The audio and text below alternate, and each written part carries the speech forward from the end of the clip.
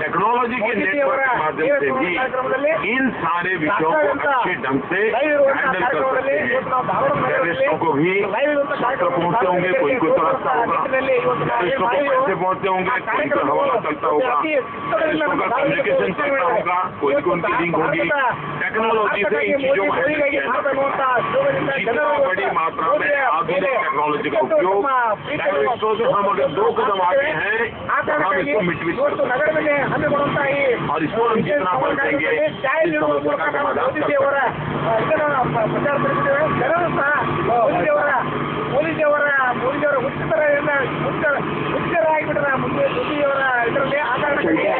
ಮೋದಿಜಿಯವರು ಭಾರತಕ್ಕೆ ಅನಿವಾರ್ಯವಾಗಿರುವುದರಿಂದ ಕೆಲವು ಜನರು ಭಾರತಕ್ಕಾಗಿ ಮೋದಿಗಾಗಿ ಭಾರತ ನಾಡನ್ನು ಆಗುತ್ತಾ ಘೋಷಣೆ मेरा नाम मनीष कुमार है, मैं मोदी और जनता की तरफ